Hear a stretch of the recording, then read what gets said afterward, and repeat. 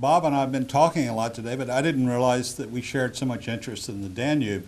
And I've just been in Hungary, Moldova, the Ukraine, and one thing that's very interesting, working to try to restore agriculture in many of the former Soviet Union Eastern Bloc countries, the driver for why they want to do best practices, as they term them, or good agricultural practices, is because they want to meet the European Water Framework Directive so they can gain entry into those markets.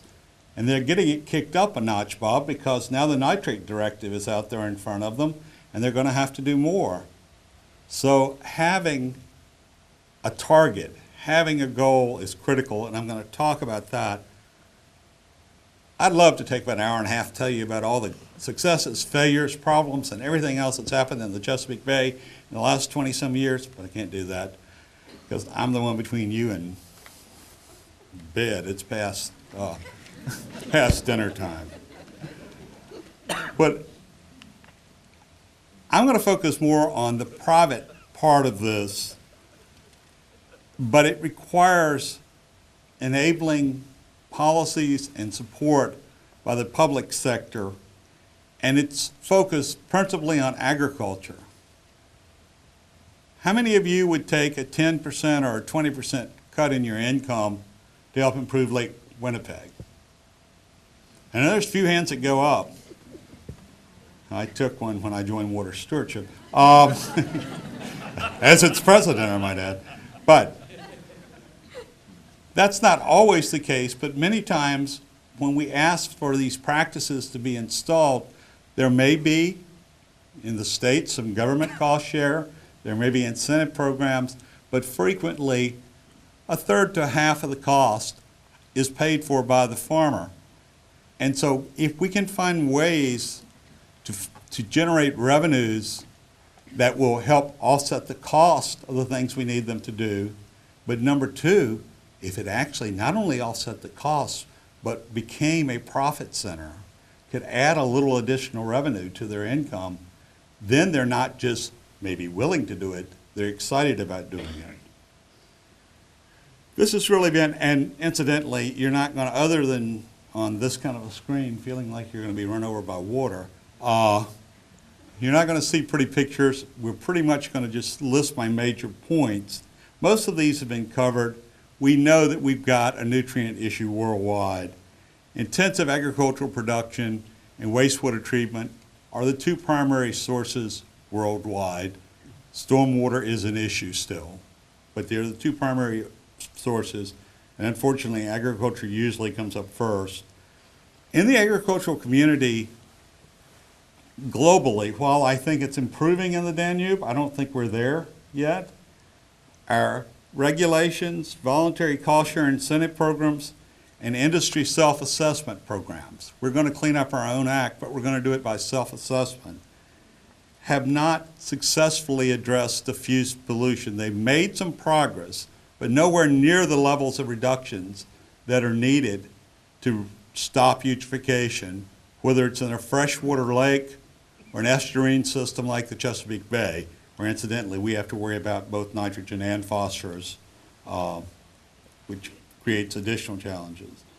So given our inability to use our conventional regulatory approaches, the inability of the industry through a relatively simple self-assessment program to reach levels needed, is it time to look at how can we bring the supply chain and markets to help us meet water quality goals? I'm not about to propose that it will be the only solution, but it can certainly get people moving and provide a major advance as we move forward. There are certain keys. I had a career in academia and outreach and policy, and I jumped into the private sector about 3 years ago, and I get over tall buildings one step at a time a lot better than I do in a single bound, as Superman did. And so it will take some time. Don't expect it to happen all at once. A little self-serving, but I left the university because I firmly believe this. There has to be independent third-party verification, and a line got messed up, an ongoing assessment of the continuous improvement plan implementation so that you keep the person on track and keep the person moving forward.